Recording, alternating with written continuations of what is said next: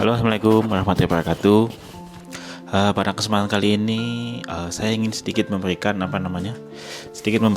masukan-masukan ya buat nanti arahan kedepannya gimana ya. Jadi ada sedikit dari saya gitu loh, sedikit masukan lah ya. Kalau misalnya arahan itu tahun kemarin 2022 itu hampir nggak ada caps ya, istilahnya cuma satu, terus di Kanseki Stadium saya nonton langsung gitu ya, 40 menit saya nonton langsung. Jadi untuk tahun ini sebenarnya yang harus dilakukan arahan ini gimana, sebenarnya nggak ada hubungannya dengan saya juga, tapi cuma di sini saya wajib memberikan edukasi kepada teman-teman, kepada masyarakat Indonesia, kepada masyarakat pencinta sepak bola, wajib memberikan edukasi. Yang pertama ya, yang harus dilakukan oleh arahan satu untuk tahun 2023 ini, karena memang satu level fisiknya dia tahun kemarin itu nggak nyampe levelnya Jepang, nggak sampai. Karena apa? Karena dia nggak ikut pramusim itu minusnya banyak banget. Apalagi dia tahun kemarin ada pandemi, harus stay di Jakarta dari Bali pindah ke Jakarta, itu sudah penurunan fisik. Ke Jakarta agak lama, seminggu atau 2 minggu ya, ketemu dubes, ketemu ini, ketemu itu, ketemu podcast ini itu. Terus di Jepang nyampe di hotel itu kan 3 hari, nggak ngapa-ngapain juga. Itu penurunan fisiknya parah banget. Balik ke sini dengan sama Mas Agung, saya juga ketemu sama Mas Pandu, sama Arhan juga. Pada kesempatan itu ada satu momen ya, ketemu, ternyata Arhan itu juga nggak kuat lari, kata Mas Agung. Dia nggak kuat lari Mas, gini-gini. Paling level fisiknya ambruk lah ya. Memang wajar ambruk karena memang baru datang, kondisinya seperti itu.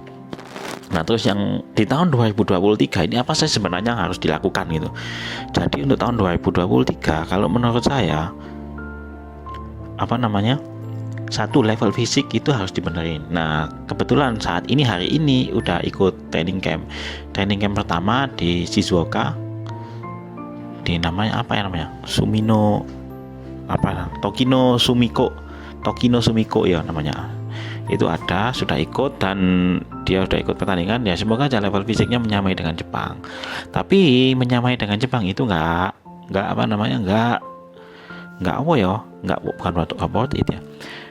Kalau menurut saya dia harus lebih, karena memang karena dia bahasa nol gitu loh, dari negara yang memang levelnya bawah Jepang ya. Indonesia ya jauh lah levelnya di bawah Jepang. Makanya itu sebaiknya arahan itu fisiknya harus lebih gitu. Nah, sebenarnya yang 2023 yang harus dilakukan sebenarnya ini ya, ini saya saya rangkum aja ya. Satu, untuk training camp 1 di Shizuoka diikuti sesuai dengan prosedur, sesuai dengan apa yang diistilahkan pelatih, ikut aja kalau training camp. Terus yang kedua, training camp kedua mungkin bisa jadi nanti di Okinawa, bisa jadi di Miyazaki. Biasanya banyak tim-tim ya kalau musim begini, banyak tim yang training camp di Okinawa. Semua tim training camp sekarang hari ini. Training campnya di daerah Okinawa, daerah Miyazaki sana ya. Jadi itu. Yang kedua, ikuti prosedur latihan training kedua. Yang ketiga sama sih dengan musim kemarin, tapi cuma harus ada peningkatan. Yang ketiga ini harus ada peningkatan latihan. Jadi intensitas latihan dia harus latihan tambahan sendiri. Jadi revolusi latihan, dia harus melakukan revolusi latihan, karena memang nggak nutut kalau memang nggak ada revolusi latihan gitu. Terus gimana caranya revolusi latihan? Satu, dia harus fisiknya bukan fisik, suplemen dalam tubuhnya, istilah konsumsi makanan harus ditambahin dikit, makanan harus lebih banyak dikit dari biasanya ya, apa aja terserah, pokoknya nggak boleh gorengan ya.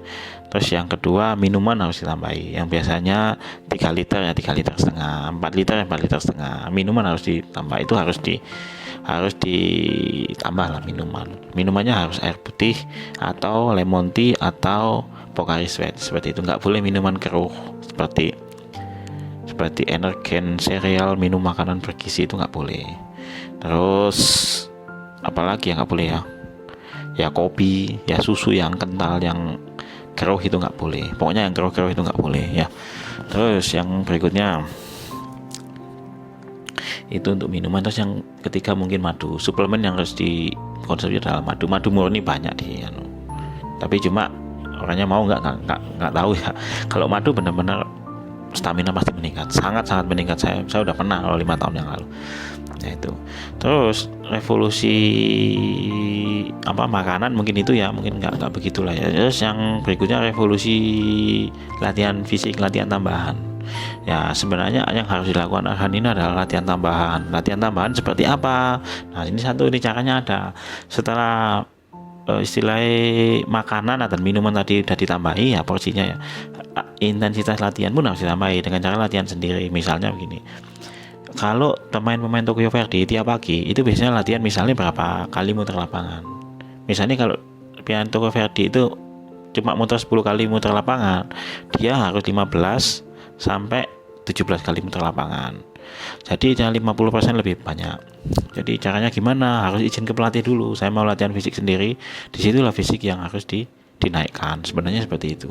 Sebenarnya di dalam tim itu untuk menunjukkan bahwa kita punya determinasi permainan, itu harus level fisik. Bisa sih teknik, tapi cuma agak sulit, agak lama bos latihannya bos, bertahun-tahun kalau teknik. Kalau fisik itu nggak bisa 2 minggu 3 minggu udah bisa, udah kelihatan. Memang agak berat iya. Jadi dia pagi datang jam 8 datang harus latihan fisik sendiri. Latihan fisik sendiri, muter lapangan misalnya kalau tim-tim biasa 10 kali, dia harus 17 kali. 18 kali, tapi cuma nggak bisa langsung tiap hari. Pertama-tama kali datang langsung 17 nggak bisa, di 11 dulu, berikutnya 12, berikutnya 13, berikutnya 14, berikutnya 15, 16, 17 sampai 17 kali. Nah, kalau memang misalnya tiap hari dia 17 kali, level fisiknya juga pasti meningkat. Terus dia nggak boleh latihan, level fisik itu nggak boleh pelan-pelan latihannya, nggak boleh jalan latihan pelan-pelan itu. Muternya nggak boleh, harus kecepatan sedang, nggak boleh kecepatan rendah, nggak boleh, harus kecepatan sedang gitu. Jadi fisiknya biar benar-benar kuat. Terus yang kedua itu yang latihan fisiknya. Terus yang kedua kecepatan membawa bola. Kecepatan membawa bola itu bisa dilatih ketika latihan selesai. Latihan selesai dia coba canggiring 1 sampai 20 meter, 0 meter sampai 20 meter membawa bola, dribble itu berapa detik, dihitung setiap hari begitu 20 kali bisa. Tanpa bola juga begitu, 0 sampai 20 meter berapa detik, 0 sampai 20 meter berapa detik. Setiap hari juga gitu. Latihannya ya 10 kali 20 kali gitu. Tiap hari pasti bisa nanti. Kalau nggak melakukan itu nggak bisa Mas. Untuk posisi saat ini saya sedikit berikan edukasi kepada teman-teman ya. Kalau level Indonesia, katakanlah dengan volume O2 maksimalnya 40 sampai 45 pemain Indonesia, dibawa ke Jepang yang level fisiknya 55 sampai 60 volume O2 maksimalnya, itu dibuat main di sini ya berat Mas. 40 sampai 45 seperti akan berat. Apalagi akan ini bukan tipe pemain yang kecepatan tinggi, ditambah lagi dengan perubahan posisi di sayap kanan, tambah pusing, tambah ngeluh taman itu, karena dia nggak punya kecepatan, nggak punya spesialis kaki kanan, nggak ada. Itu yang berat bagi saya, berat bagi Arhan sih. Menurut saya untuk menjadi di Jepang ini menjadi bagus nggak, sulit banget, sangat sulit. Nah itu mungkin hal-hal kecil seperti itu aja ya. Terus yang berikutnya mungkin ya budaya Jepang sama budaya Indonesia. Budaya sepak bola Jepang sama budaya sepak bola Indonesia beda. Bedanya di mana? Kalau budaya sepak bola Indonesia banyak individualnya, banyak kirinya. Kalau di sini enggak. Di sini full masing-masingan aja. Full kerjasama, full full kekompakan tim.